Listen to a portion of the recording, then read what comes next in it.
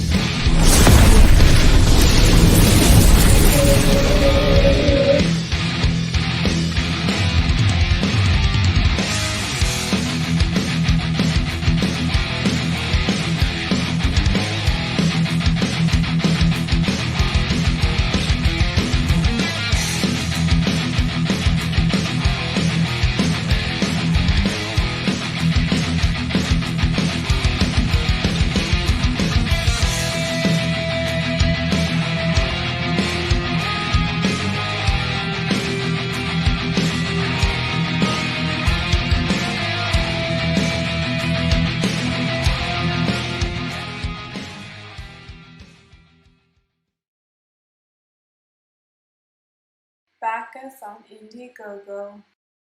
For more awesome content, like and subscribe now. Now. Do it now. Now. Do it now. Back us. Do it now. That was the famous, awesome Kor-Drath trailer by Jimmy Ray's. It is Wednesday. It is the Dennis and Andy show, and we're an hour early. We are. Because we're getting ahead of fall back. Oh yes, yes. You know, it is. We it is jumped almost back. It is almost ahead of schedule. Right.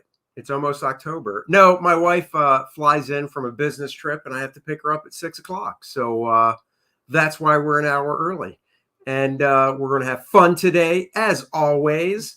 That was the Kor-Drath trailer. If you haven't checked out the campaign, the link is in the description below. So please go check it out. Barbarian, bombastic, badass action, just for you guys. You'll love it. Trust me. I mean, heck, you can get a sweet looking t-shirt like that. Heck yeah. You know you want it. Get that nice Bud Root cover. Makes me hungry looking at it. And of course, the main man cover by me and Dan Lawless. So go check it out if you haven't already. We've unlocked our first stretch goal. If you want to see what it is, I suggest you go to the campaign page. And our mods are already popping the links in, so everything's going to be in the chat. That's right. Let's say hi to some people. Randy Howell. Hello. Busy Randy. Look at him like a bee in the fall. What the Jesus? I thought every time. All right. Well, whatever. Who cares? I'm an important person, you know, but when the president calls and it's Joe Biden, I don't answer. And Joe Biden calls and says, hey, AT&T has really good rates for your phone service, Andy. I know. And I'm like, I knew you had a second job, Joe. Marcus, hello. Leg kick is in the house. Prater, what is up? Everybody, good evening, like I said, because it could be evening where you are. And we've got stuff on tap. We've got a guest. There's a Ryan Reynolds Deadpool 3 trailer that people want me to watch. I haven't watched, or teaser, whatever, so I'm going to watch that. But we'll watch it together. But first, what? Introductions. That's right. For our guest. Correct. I don't know where you're going sometimes. Yeah, you should. I really don't. So, yes, we have a guest. It is the world famous one and only from across the pond, Commie Mark. Everybody give him a round of applause. Hello, greetings everyone. It's me, Commie Mark, your friendly neighborhood communist. Oh my God, they love you. Listen to that applause. My God. Right? I'm used to it. Like, it just follows me around. Like, It all the should. time. It very well should. Rob Brown, hello. For that, I'll show your comment because it's Kor-Drath. Yes, thank you. Yeah, man, how you doing? Yeah, I'm good, thank you. Like, I got a day off work tomorrow, so I can get drunk and stuff. So that's nice. It's not even a Friday though, so it's not even like a nice 4-day weekend. It's more like a 1 day, go back for 1 day, then you're off. Mm-hmm.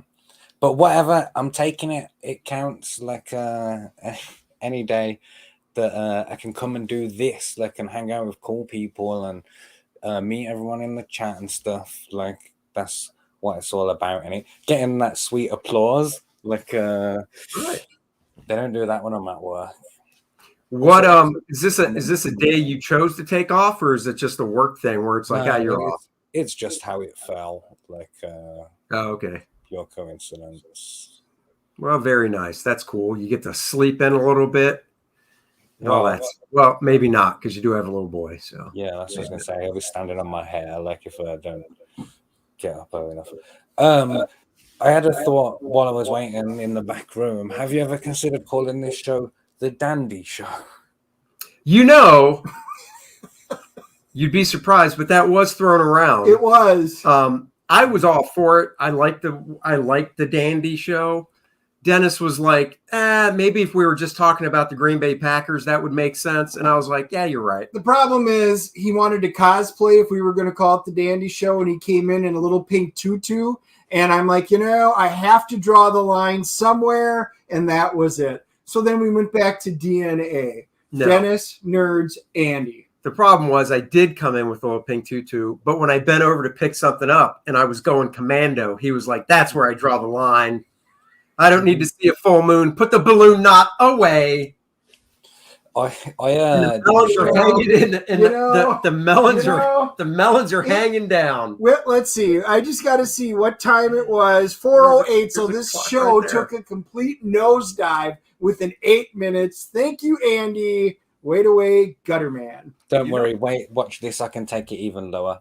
So I did a show on my channel where the chat had paid me $200 pounds, like, to dress up as an anime girl for the show. Like, so I'm wearing, like, this tiny little dress, yeah, and obviously I'm wearing boxer shorts underneath, like, but everything's just hanging there, like, so I couldn't do my show sitting down. And that's the first time that I transitioned to doing this standing up version, and it stuck around ever since. But yeah, like, anyone could have, like, got a fucking Eiffel, like, so. I tell you what, if Kor-Drath gets to 100K, Dennis said he would transition to be a woman. So we will end at 99,999 guaranteed. No, we won't. Whoa! How did the campaign end a week early? Just because it's the miracle of, like, the Twitterverse. They shut us off. I'm not going to say you have to get the bottom surgery. Yeah, no. Come on, I already got man boobs. What more do you need? Exactly. A wig and a dress. That's what more we need. Andy, have your wig ready. 6-figure young lady is coming. Oh, I can tell you right now, if we get the 6 figures, I'll wear a wig the whole night. I would too, as long as the fan's on. We get the 6 figures. I might even put lipstick on. I don't care. Well, they say about lipstick on a pig, so I suppose that works. Maybe then you'll find me attractive, Dennis. Nope. Bastard. All right, let's watch this video real quick. I have not seen this. Everybody else has. I feel so left out. I do know about the Deadpool 3 announcement. We won't ruin it for anybody that's watching that doesn't know about it. But I did already see what the announcement was and stuff. So did you share your sound? I did. What's this say? Dennis, what will you dress up as for 6 figures? Maybe a man. That would be nice for once in his life. Actually, what they we were on with Mandy and Dale last night, and they were talking about the guns, and I got even Mandy to agree with me. Sleeves, or should I call them arm prisons are bad. They never should be in there. So I think I am just fine the way I am. However, a number of you did say, because I used to have a mullet and long hair, that would you grow your hair out at 100,000? And you know what? My wife will hate it because she absolutely does not. My daughter threatened to disown me. So here's what I'm hearing. We hit young lady. That's the day Dennis stops cutting his hair until the campaign is officially closed. I could do that. So let's hit it they in would the be next. really pissed. So I would do that just to piss off my family. I would love to hit it within the next month because then the campaign would still be up for at least another 12, and he could not get a haircut for 12 months. Oh my God! Spread the word. That would be awesome. Hell, I tell you what, I won't cut my hair. Now that would be a thing because I just got the little Picard U shape going on. So if I let that go for and then a it would year, just fall down back there, and you'd look like a zombie. That would be cool. Yeah. You know, in the UK, we call that hairstyle having the wide part in. Like, so that's one that you can take. That is. Oh, okay. Huh. All right. Well, let's watch this real fast. I'm very excited to. I do love Ryan Reynolds. He's my man crush. I can admit it. Sorry, Dennis. You go ahead. Hey, They're talking everyone. about Lee. We're extremely sad to have missed D23, but we've been working very hard on the next Deadpool film for a good long while now. I've had to really search my soul on this one. His first appearance in the MCU obviously needs to feel special. We need to stay true to the character, finding depth, and motivation. Give him wearing. Meaning every Deadpool needs to stand Yeah, I know. and stand apart. It's been an incredible challenge. Aviation is Jen. Reach down deep inside. And I am nothing. Yeah.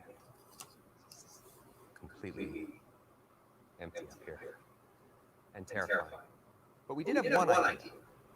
Hey, Hugh, you want to play Wolverine one more time? Yeah, sure.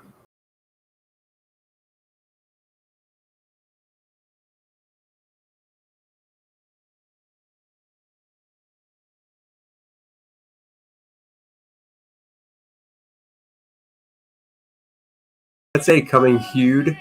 Hewn. Coming Like Hewed. soon. Yeah, I get it. Do you? I feel like I have to. Oh, yeah. Oh. Oh, yeah. All right, let's watch this one. I can't believe we got to wait 2 years. Hi. Hi. How are you? You have questions? Yes. I had a lot of questions. I'm sure you had a lot of questions, but rest assured, we're going to answer them right now. Like, for example, how is Wolverine alive? Yeah. After Logan. Logan takes place in 2029. Totally separate thing. Logan died in Logan. Not touching that. What actually happens in our film is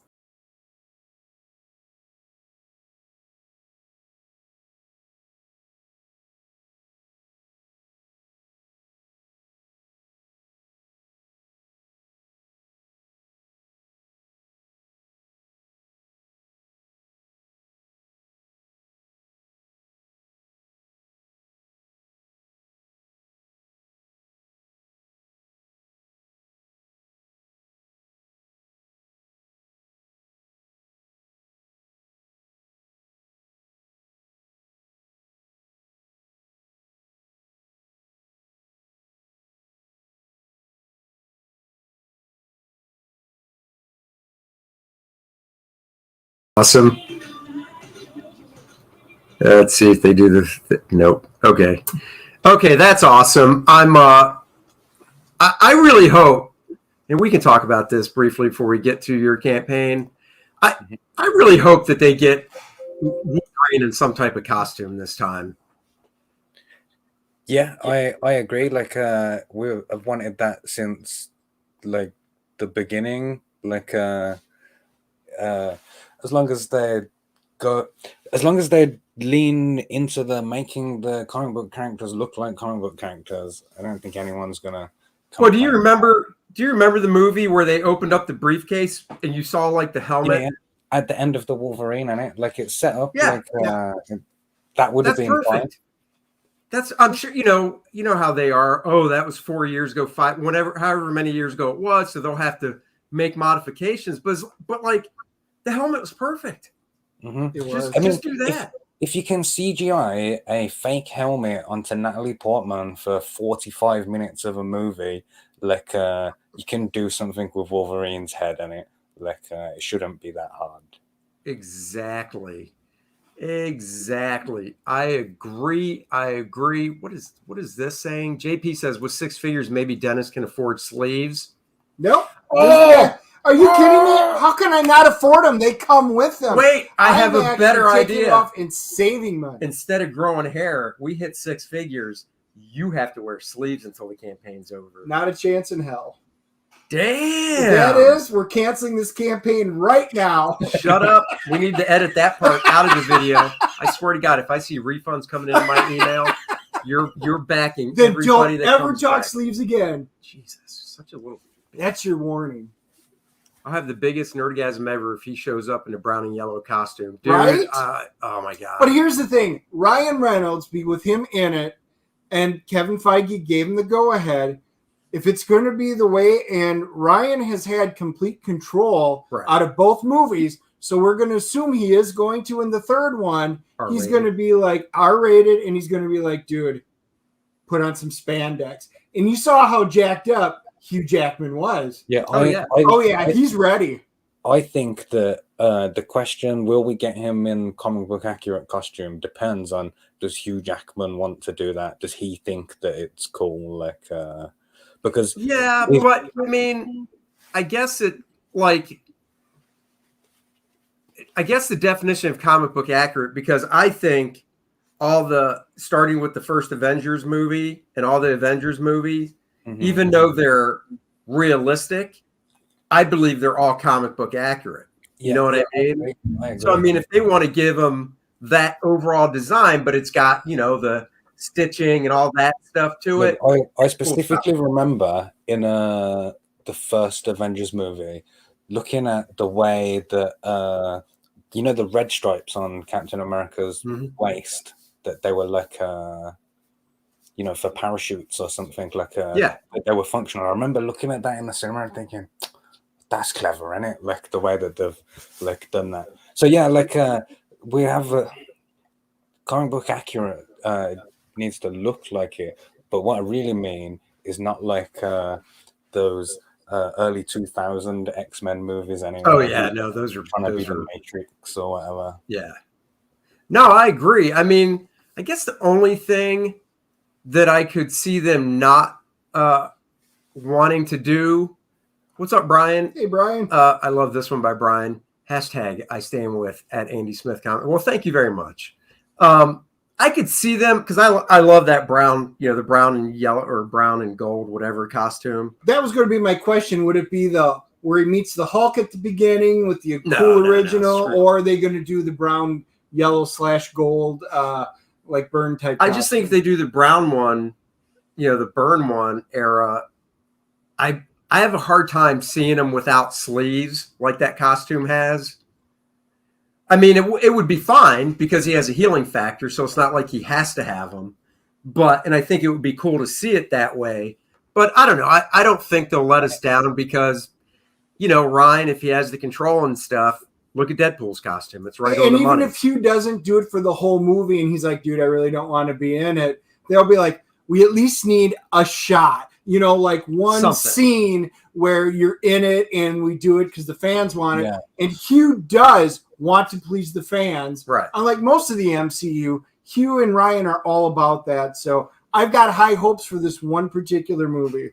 It would be very easy for them to do like a fashion montage scene, where Deadpool's like trying to give Wolverine a new outfit. And then there's one where he walks out in the classic outfit, like all grumpy, and he's like, I'm not wearing this. Like, that's what I mean when I say it depends on what Hugh, like if Hugh Jackman thinks it's cool or whether he wants to like play it off as a joke or whatever.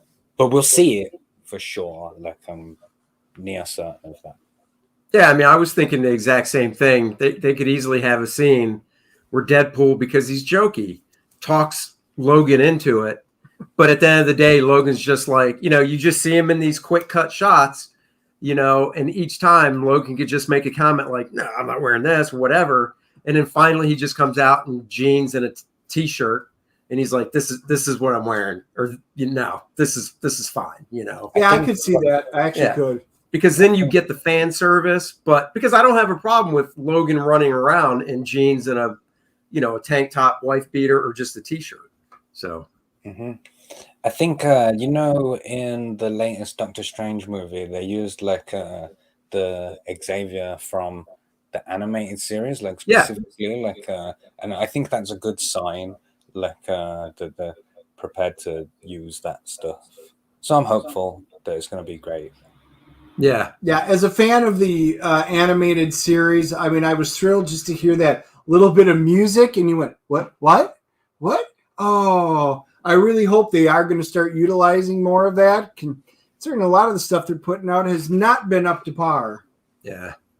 So Marcus says, will Dennis wear black leather if you hit 100K? I mean, he'd wear it for one show. Gimp mask as well. Right. Well, and that goes without saying. Yeah, it does, huh? Uh-huh. Yeah. I feel like this is the wrong show. Oh, Marcus, you're thinking of our OnlyFans account. Maybe Ahmad can post our OnlyFans link in the chat. I should create one just. No, you shouldn't. I can see you doing that tomorrow. Hey, guess what I did? Guess what we have? Anyhow, let's get to the down and dirty. Commie Mark's like, guys, I didn't come for this bullshit. Show my campaign, which we're going to do. And while we show the campaign, we're going to talk to Mark, interview him a little bit. I've been on his show a couple times, but now the tables are turned, and he's here to answer our questions under the spotlight, like in a holding cell or interrogation room. Yes. I'll tell you nothing. Damn it. Nothing? Well, I know nothing. Interview's over. First and foremost, Mark does have a campaign, Krishna Kid, the Eye of Brahma Saga. The link is in the description for this as well. He's looking at 21 days left. He's very close to his goal. Go check this out. The art's really cool. And we'll definitely get to talking to the campaign as we talk to Mark. The first question burning on everybody's mind, though, is, all right, Mark, how did you become Commie Mark? What did they do to you to get you to the red flag side, the hammer and sickle? Well, like it comes up all the time, like this question of is like, how really communist am I?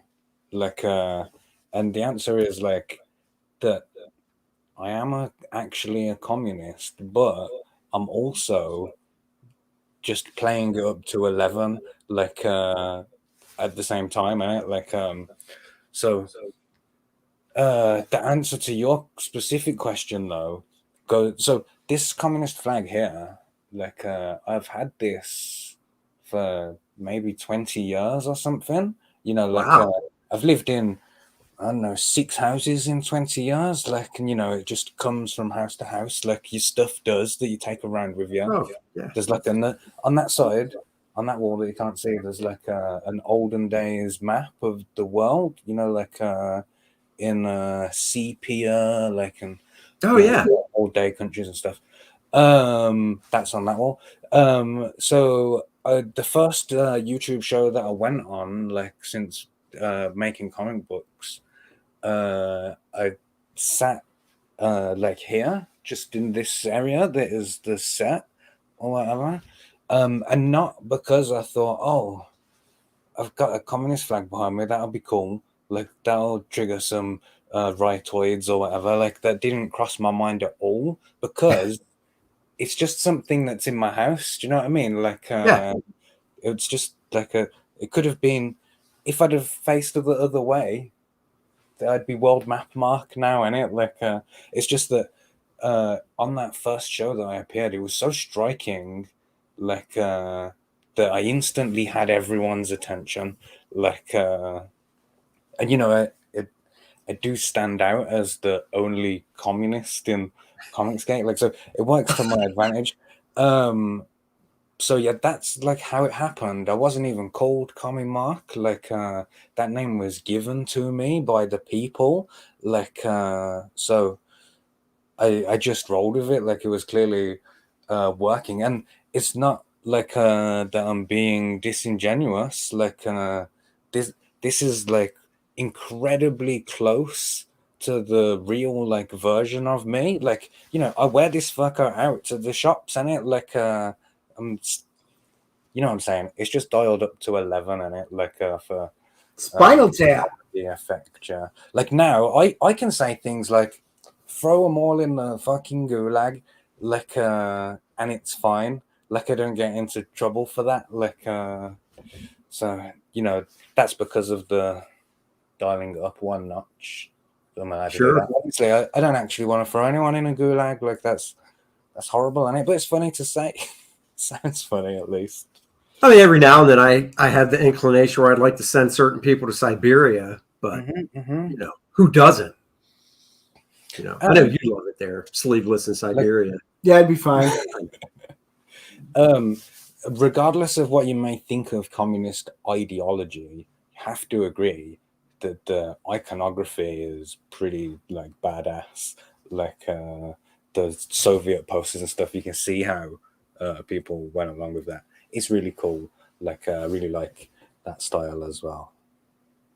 Well, there you go.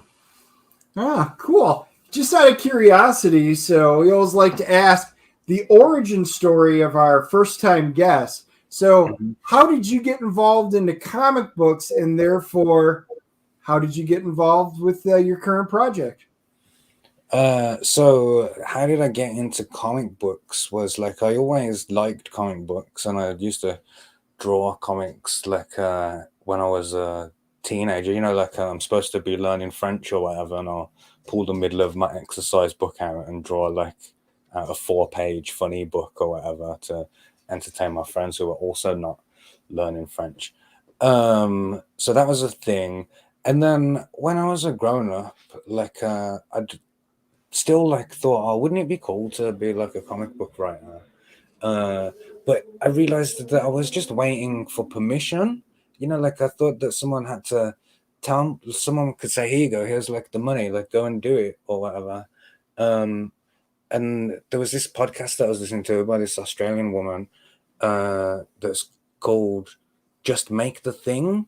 Like, and she interviews people who like had these ideas and then just made the thing, like, and now they have like, you know, they do that thing as their profession rather than just something they thought would be cool to do. And she's got like this really like grating, high-pitched, nasally Australian whiny kind of accent, yeah. And like I had that phrase just like rolling around in my head for ages, and I'll just make that thing, just make the thing, just make the thing. So then one day I thought, oh, I'll just try. Like I'll just see if I can like make a comic book. That's when I wrote The Adventures of Kim Il-sung and Best Korea. And then, you know, then I was like, oh shit, I can do this. Like I didn't need like a big corporation, and I made that book without even an artist. Like you know, so then you know, truly believed that I could do it. Krishna Kid is like the culmination of all of that. So like I said, couldn't like hire an artist at first. Right. So I had to make 2 books with no artist to raise like enough funds to start making this book and it. And I didn't know when I set out at the beginning of the 5-year plan what this book was going to be. Like, just that we'd make a book for free, we'd roll that, making the, you know, like, and we'll keep building until we've got like this thing that can kick off the one that's gonna be the one that I can do for the next 2 decades or whatever. And this is what that is, Krishna Kid. Like, an incredible story that will blow people's minds, and yeah, it's just great. I love this book so much. So, I mean, what was the actual inspiration that made you want to work towards doing Krishna Kid? That was just that when I realized it was possible, like that I could make a comic book and I could make some, I could do that long term. That I knew that was something that I wanted to do. The question of like why Krishna Kid specifically is so when I was 15-ish, you will remember that like Islamic terrorism was all the rage. Like it was all the news talked about. It was before identity politics came along. It was all about Islamic terror in it. So at 15, I had a overinflated sense of my own intelligence, and I was like, oh well, I am just going to solve this religion thing for the world. That'll be my gift. Like, take a couple of days. Like, we'll knock this thing on the head. Like, we'll be done by tea time or whatever. Which obviously I didn't manage to do because it's way more complicated than that. But in trying to do that, like, I sat down and I read like every holy text I could get my hands on. Like, and in doing that, I discovered Krishna. And, obviously I don't believe in Hinduism. I'm not a Hindu or anything. But like he stood out to me out of all of like the heroes of all like the texts or whatever as the coolest. But even then, like I didn't think, oh, I'll make a comic book of that. So in the time between then and now, like I have often gone and thought, oh, I wonder if anyone's made a cool Krishna book. Like, and I'll go and look, and there's some, and it's not like the way that I imagined the book when I was reading it as a 15-year-old. So then one day I was working on a different project, and I was lying on the floor in my living room, and I was making a mood board because I'm not an artist. I'll put a load of images together and I send that to an artist and be like, smush all of that together, like, make that into one image. So I was building like an image that was supposed to be representative of like an underwater temple, like an ancient abandoned flooded temple thing. And I wanted like statues of walrus gods like out the front, it was this story that I was writing with Narwhal or whatever. And I dragged a picture of the Hindu god Indra, who's the king of heaven. I dragged him from Google image search into the program that I was using. And the second that I let go, like my mind was just like, boom, why don't you just make that book about Krishna as a child that you always wanted to read? And then like I instantly like dashed that off, and I ran into my conservatory and just started writing it. Like and I wrote out what I call beat sheets for like the first 12 issues, like in one sitting, which was 144 pages, and it like just in one go, like inspired, because I saw the whole thing like in that one moment, and it like when I was hit by just do that because it already exists. Like I'm not doing too much to the original story. Like I'm maybe smushing some things closer together or swapping a couple of things around, to make like more understandable arcs and hero journeys and stuff like that. But it's basically the same story. So I was just inspired. Like I know it sounds cheesy or whatever, but no, not at all. It's cool. A flash of inspiration. Yeah. I see Piper's in the house. She made a really good comment. And then up above that, seriously, y'all, she said, this book deserves all the funds. I think it looks fantastic. When I found out about you, because I recently had just found out about you, and I went and checked it out, and I'm like, wow, this looks really cool. Especially when you're dealing with any type of different theologies and stuff, how can you make something really interesting? And I just love the way it looks. So yeah, I backed it immediately. And then a shout out to Randy Howell, also already I see backed you off the show. So hopefully we can get a few more to come in and do this. Yeah. Guys, I think this looks awesome. It looks really cool. Teach me a lesson. Like, did you know that money is actually my weakness? Like, so just like if you keep throwing it at me, like I will really suffer. about There you go.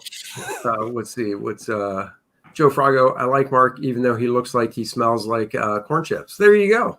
that's not the worst. Hopefully, at least he's Fritos. Yeah. So, someone said on a show once that I look like I smell like wet ham. Like I don't know why, but that really hurt my feelings. Like out of all the horrible stuff that anyone's like ever said, Right? It was like, That's a weird one. So the complete collection here is this, because it looks like it. Is this a hardcover? No, or it's a trade? Right now, it's just it's 90 pages. It'll be perfect bound. Okay. It's not gold. It's not embossed. Well, no, I figured that. Right now, it's just totally flat, and is drawn in a way that looks embossed. That's a very nice design. That's why I asked. Yeah, it looks great. That's really nice. But in the future, like I would love for it to be hardback. When you look at it, like it says, "Oh, make me a hardback," doesn't it? Like, that's why I asked. Yeah. My big vision was I wanted it to feel like something that when you found it, you'd be like, "Oh shit, look at this! Like this is like an actual like holy book thing." And the back is like that as well, isn't it? Like so you'd feel like Indiana Jones or something, like you've found this ancient book. And eventually I'd love to like have foil on there and actually have a UV gloss and stuff, but it's so expensive. Like, and we're not even over the initial line yet, and that kind of stuff is not a pipe dream. That's not the right way to say that. That's in the future. Like, hopefully, if it's successful enough, we can get to do something cool like that.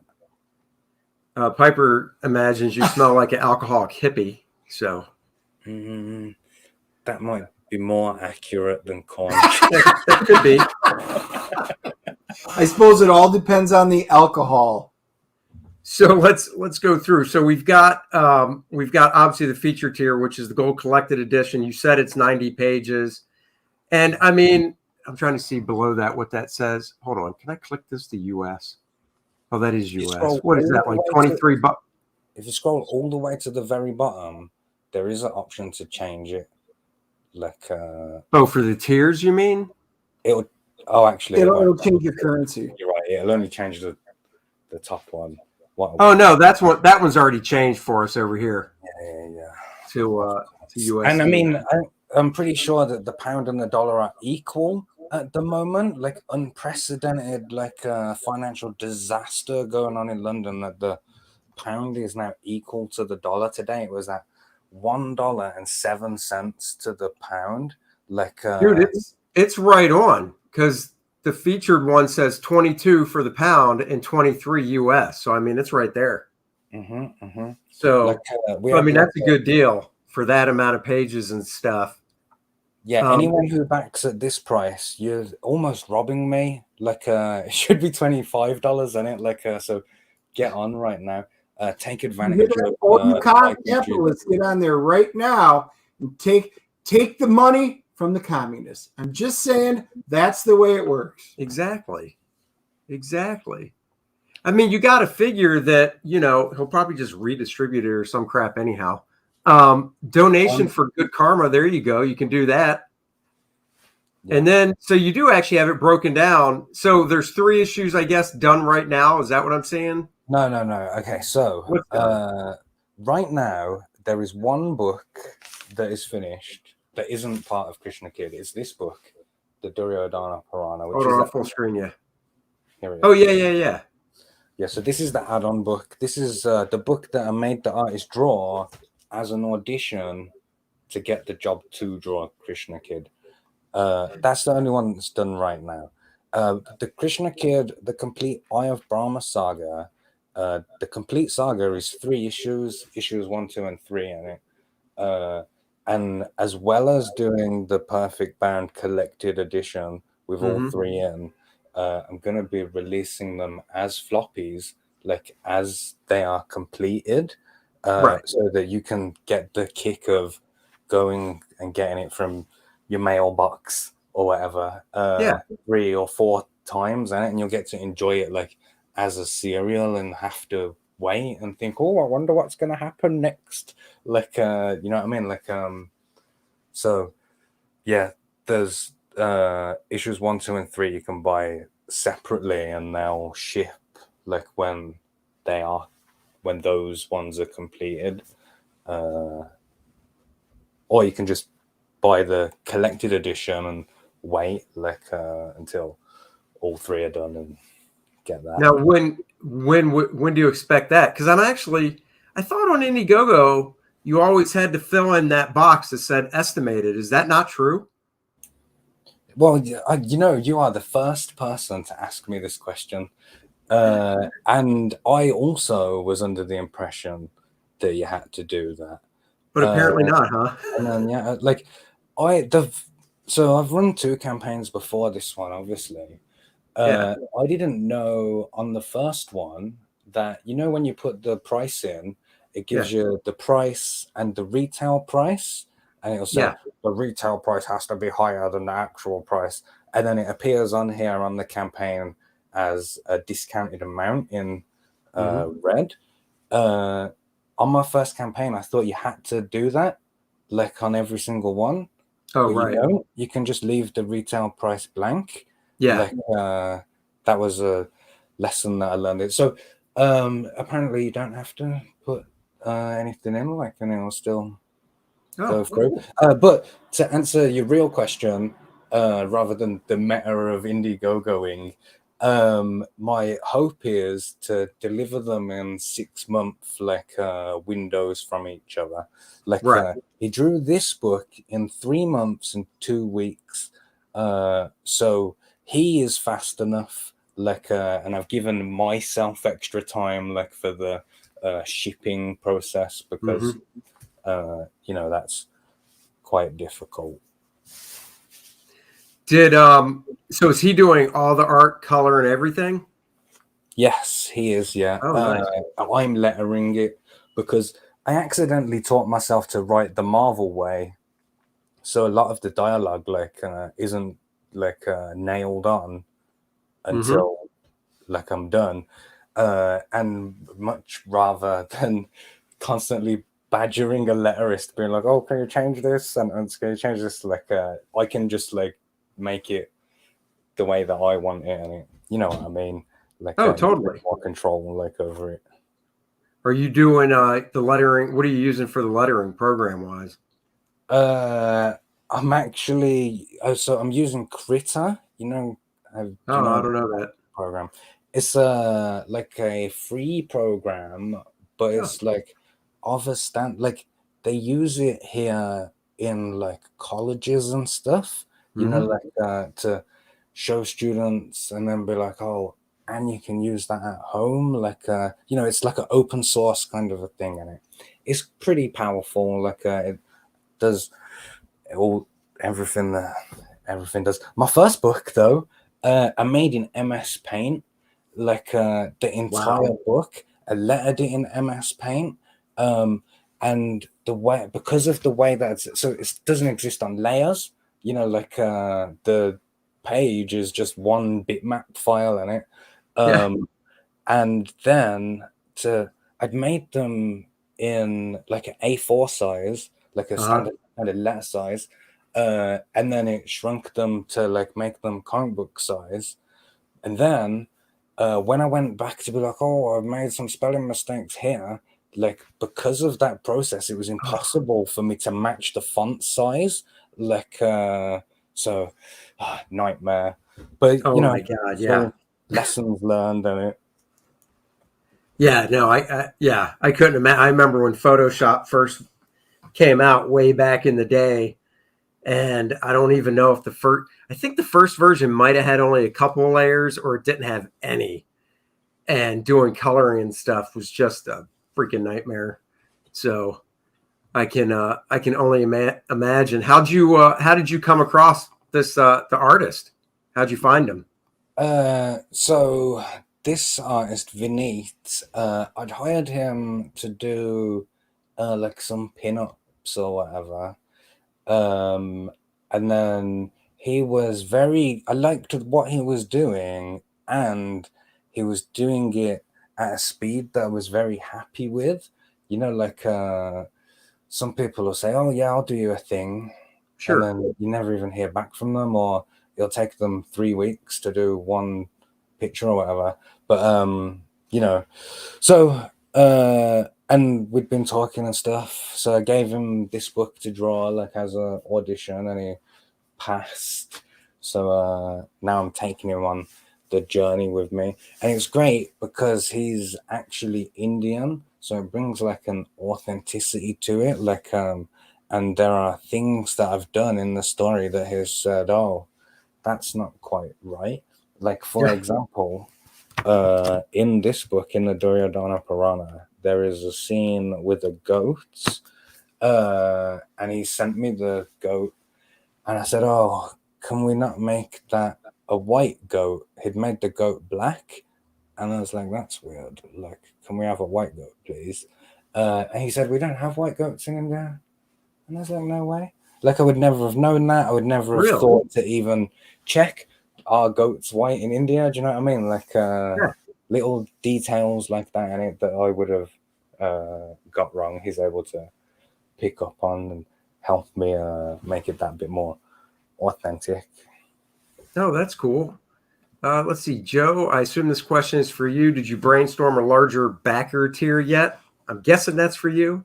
Yeah, I imagine so. I've added a drawn in tier because that was something that I could do without incurring any extra costs, you know, to the project. Sure. The problem that I've got right now is that because we haven't crossed the initial line yet, like I still can't put anything back in. Do you know what I mean? Like this is loaded with everything that is covered by the budget of that big number. Thank you to Tarks9 who just subscribed to my YouTube channel. Thank you. Oh, cool. So yeah, that's what I'm. So at the moment, anything that I add, I've got to come up with something like creative and like. So I don't know. People are asking me why isn't there like a big box tier? You know, like where you can get one of everything. And like there isn't a one of every. That's not like a one size fits all thing. One of everything includes like all of my previous books. Like and a large number of the people who would want to back the biggest thing, like already did that last time, like and they already have those things. So it's complicated, and the shipping, like like the way that I've got it set up with add-ons is variable, so you can add and take things off until the shipping like is at a level that you're like comfortable with. I know for myself, like I hate buying a book and paying more for shipping than the book. Like I hear you. There are examples where I've gone to the checkout and I've seen that, and that's turned me away, even though if they had just swapped those two prices over, I wouldn't have noticed that, and I'd have carried on through and it like through the transaction or whatever. So yeah. No, I understand that totally. When I'm setting up the campaign and I have to do the shipping for, you know, Canada and then the rest of the world and stuff, it's just like, oh, it's painful to me, and I'm just the guy setting it up. Yeah, so, yeah. To all the backers watching that, you know, have backed our campaigns, you know, trust us. We wish there was something we could do about the shipping costs, but there's just not. You know, I learned on First Man Volume 2, I lost money on some of the places I shipped it to because I just was like, well, if it's going to cost this much to go to the UK, it should probably be that everywhere. And then, you know, Dennis was over here while I was filling stuff out, and I'm like, oh, I'm eating some shipping on this one. Australia, they're the worst. Australia. Wow, the Aussies, they must have to load up the dingoes in order to get them over there. Wow. It's actually cheaper for me to post to Australia than to the United States. Only It is by a lot. about 40p or something, like, but it's technically cheaper. Yeah.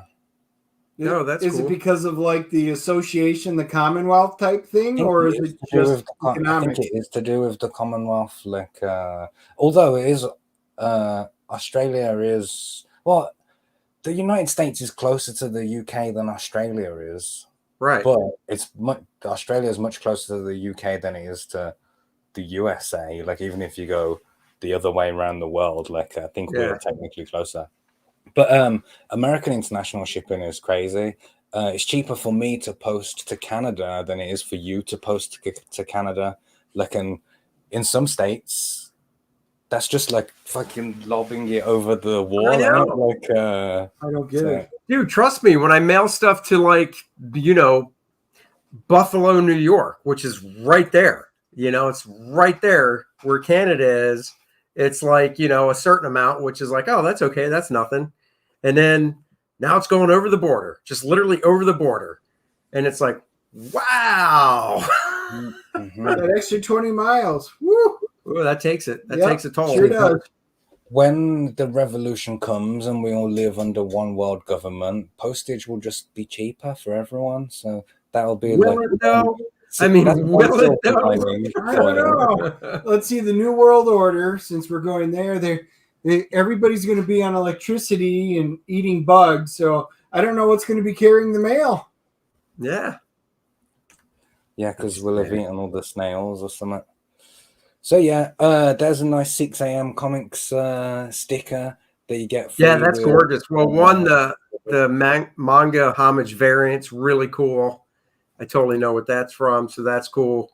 6 a.m. just is great. So with those manga variants, one of the things that I was really specific about was there need to be like mangas like for the weebs or whatever, but they need to be iconic enough that people who aren't weebs will still go, oh, I recognize that thing. I understand that reference. Like, so they're really like specifically chosen for that. And it like, so I'm always happy when I'm on a show and someone says, oh, that's this thing. I think, yes, obvious enough. Do you know what I mean? It's, all right. So just make sure you correct me if I'm wrong, but it's based, because I'm not a huge manga guy, Dragon Ball Z, right? Yeah. That's what that one is supposed to look like. Did you know that? Yeah, but I'm surprised you knew it because you don't do anything. Because I'm a super genius. That's why. Wow. Your mama did drop you on the head. Maybe. When I was 15, when I was first reading like these holy texts or whatever, that's when Dragon Ball Z was like at the height of its popularity. It was on TV every day. That's like what I was consuming as a child because I'm much younger than the two of you. And that's the like filter. I mean, you didn't have to say it like that, but I get it.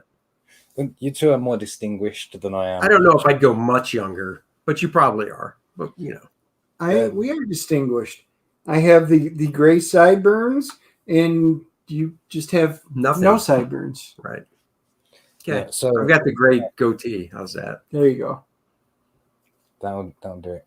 Yeah. So this is like the filter that I read the book through in it. You know how you like imagine it in your head, like imagining it like Dragon Ball Z, or like any of the other like things that I was enjoying at that time. There's lots of not references, inspirations in there. Yeah. That when I was writing it, I was thinking, oh, that's a bit like Power Rangers. Like, oh, this is a bit like I think in the Powerpuff Girls. Just that's how influences work, and it like they just seep into like what you're doing because those are your frames of reference or whatever. That's cool. And then a print, which is very cool, free Little paint. That's the person Lidl that is. Like she's a comic skater, like a Dutch woman. Like probably know, and you probably even follow her already. Like, but just don't recognize how you spell her actual name. What's she known for? Well, she's most known for being on the Bring Me Ethan and John stream with Liam, like she's the one who's saying like, Liam, stop, Liam, shut up. Oh Like, yeah, yeah, I know who you're talking about. that's her. That's Lidl. Like, That's funny. As soon as you said that, I'm like, oh yeah, I know who you're talking about. That's cool. Another wraparound variant, which is very nice. So all four even of the floppy books that you can buy have these wraparound variants that are all done by Matt Barr and Billy Basco, so that when you receive them, there will be a set. They'll all like have matching artwork, and they're all color coded. Like the first book was really blue. You remember, like it was blue. This one's really green. Like the third one is really red, and then the wraparound for the Duryodhana Purana is white. Like so when you get them, like they'll make like a nice little like spectrum of colors, like of matching art and stuff. Because I want it to feel like a set, like when I think it'll be really cool, like and people seem to agree. Genuine Comics, hello to you. I always like to say hi. That's cool. Sean in the chat says Dragon Ball is a rip-off of the Monkey King anyway, and like he's very right to a degree that Dragon Ball is based on like a Journey to the West. And one of the things that I was saying about this campaign before I had any artwork, when I was like pitching around the idea of the campaign, I was saying like, oh, I'm going to do to Hindu mythology what Dragon Ball did to Return to the West. Like, that I'm just going to reinvent it like in this new style, like that I think is a perfect fit. Like when I look at this anime looking Krishna, I think, how has no one made this already? Like it just looks so right, like that, like it should be on a backpack and a lunchbox and everything already. Like it blows my mind that this doesn't already exist. Yeah, and then that's the Duryodhana Purana, the add-on book that I made Vineet draw before I even let him touch my baby project. And this is tonally very different from Krishna Kid. Like it's dark, it's a twisted tragedy about the destruction of a woman's soul or whatever. It's very different, but it sets up the main villain that Krishna Kid will fight in like 40 years or something.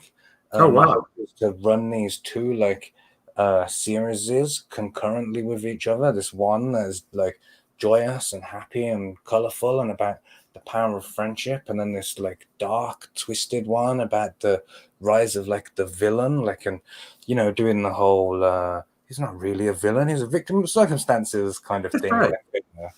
And then eventually, like when we get to Kurukshetra, which is like the big ending where there's a big civil war of like all the kingdoms of India at the time, they'll crash into each other in this epic war. Like there's a lot to do is the point. Like it's a long journey that I'm hoping to go on, a long journey that starts with this one step of getting over the funding target for this book for the first one.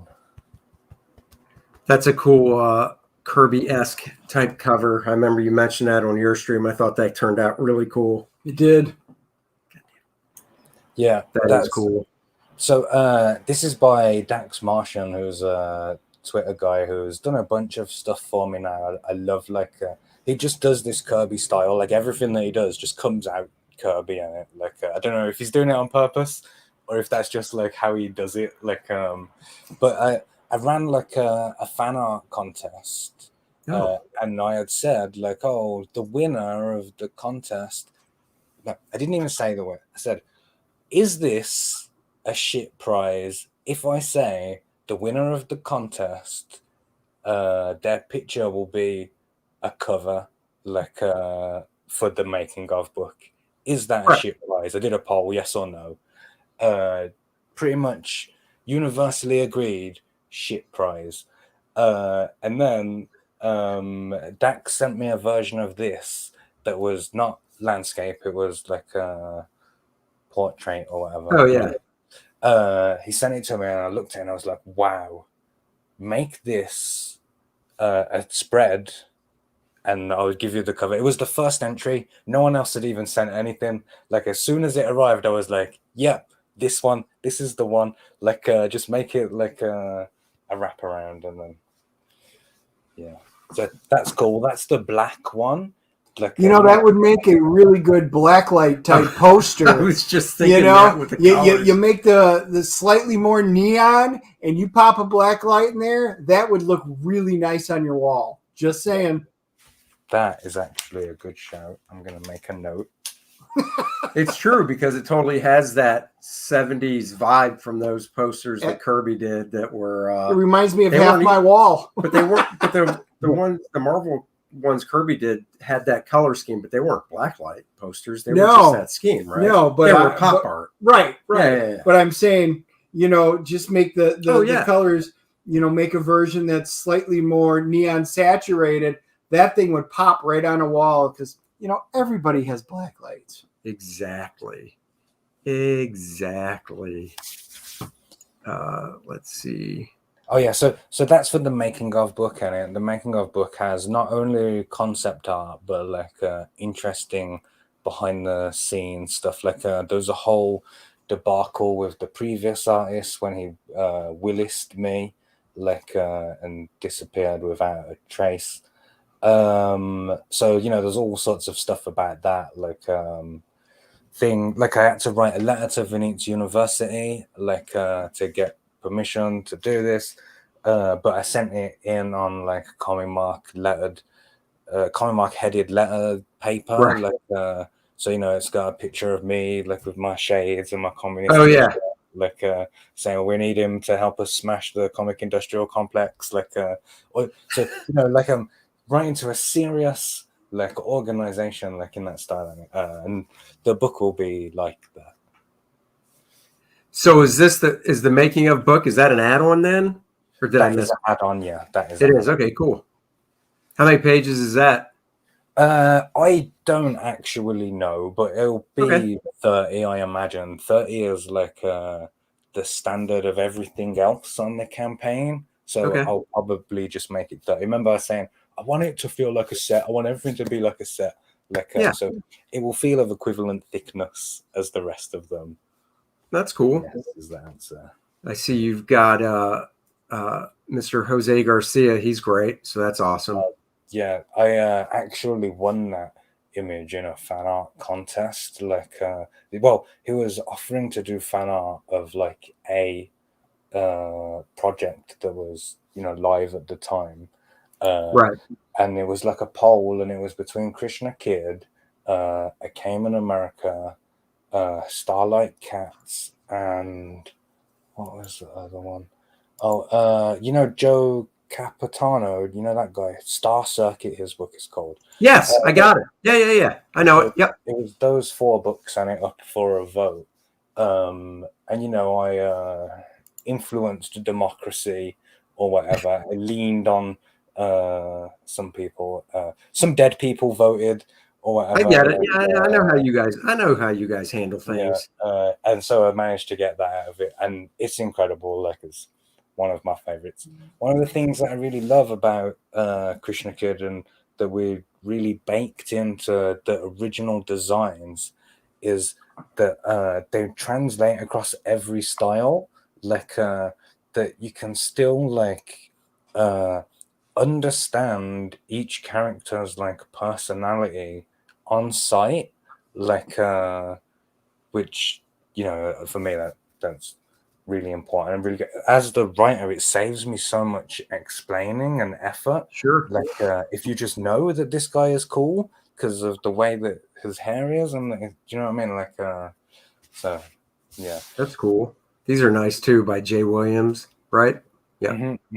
Yeah, those are very cool. And I love this one as well. That's really great. That is. Yeah. So at the end of the Eye of Brahma saga, Krishna shows down with Brahma. Brahma is the creator of the universe, and it's an epic battle or whatever. And can't wait to for everyone to see the way that it ends. The ending is incredible, and you will say when you read the end, you'll say, "Oh, Commie Mark has added this. Like this is something new.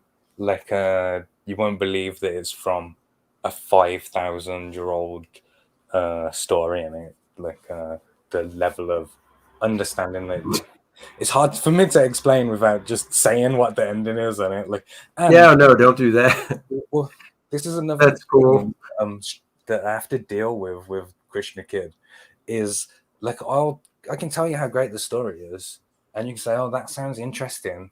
I'll just go and read it for free because you can go and read the original texts in it.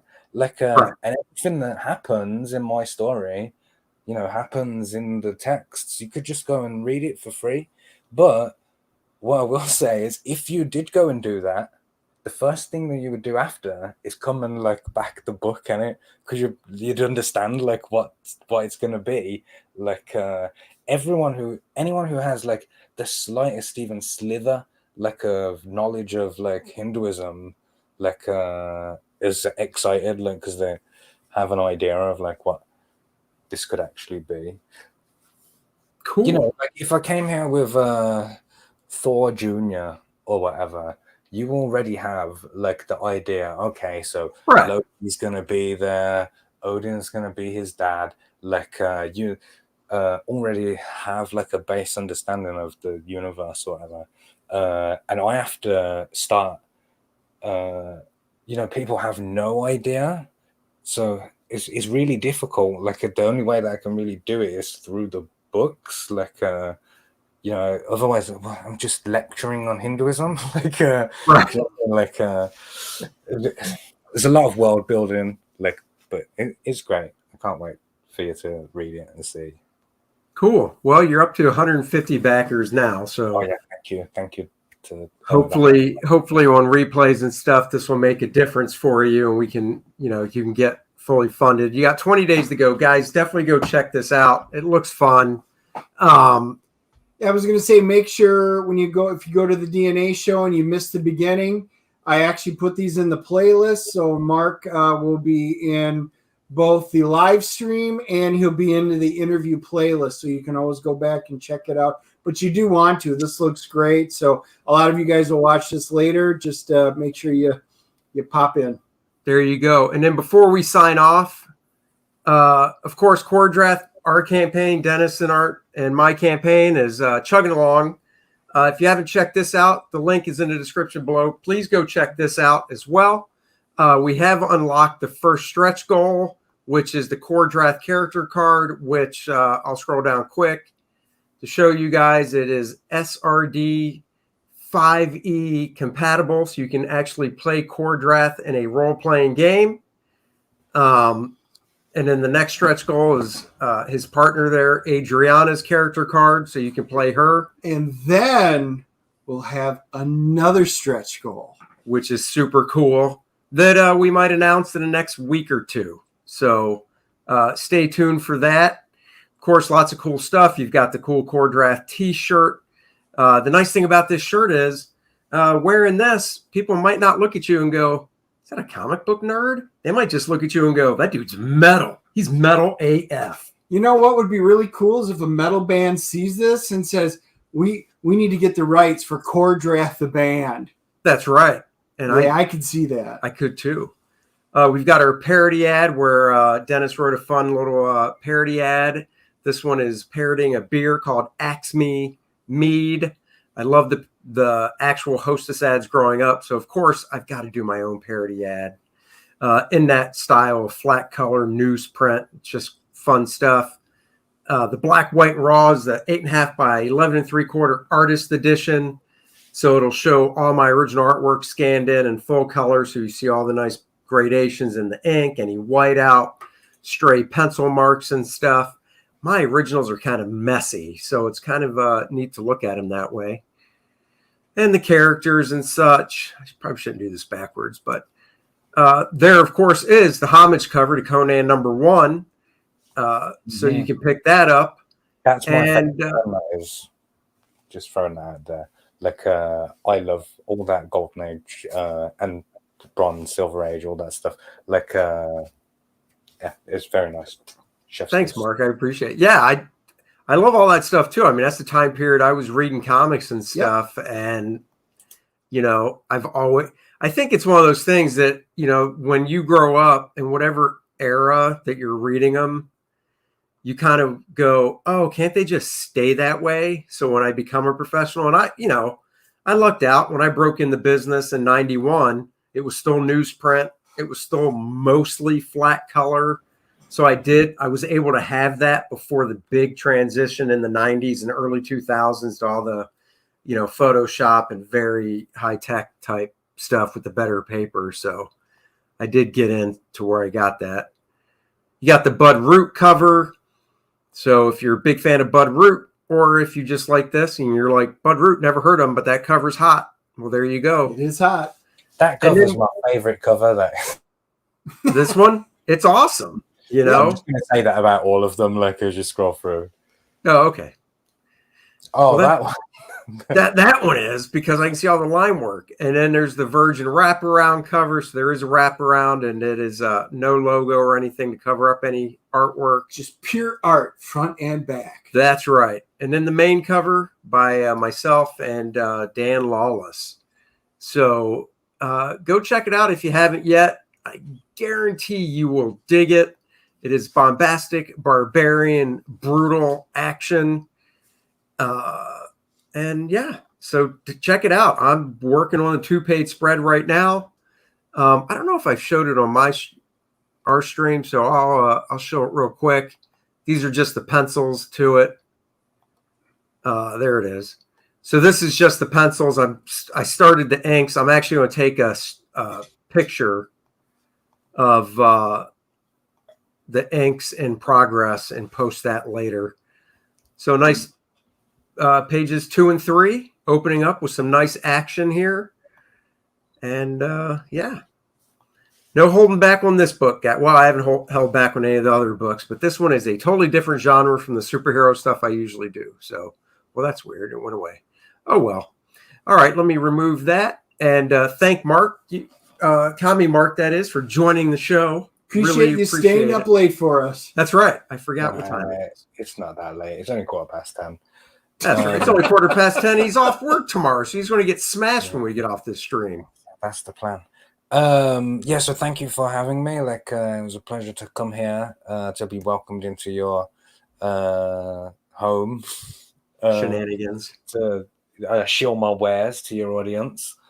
Yeah. So, yeah, thank you for that. Like, oh, Matt Barrs arrived in the chat. He did them. I know. I just saw that. Yep. Like, you've already got a shout out, my friend. So we looked at your covers. They look great, man. You were talked about, brother. You should have been here. Yes, you were. Well, the good thing is, go back and watch it all over from the beginning, and you get to hear us give you some praise. That's right. So until next time, everybody, go back, Krishna Kid. Go back, Kor-Drath. We will catch you next Wednesday.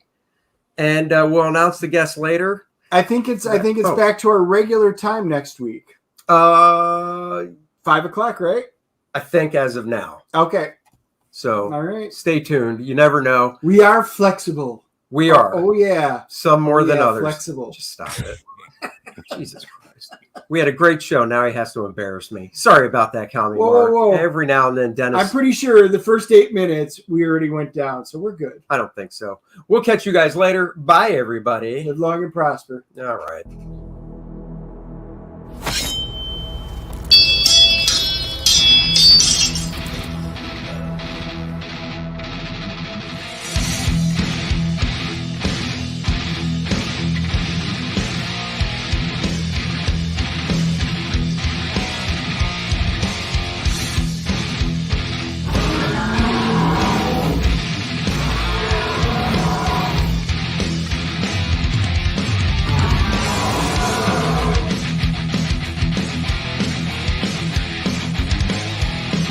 Certified badass.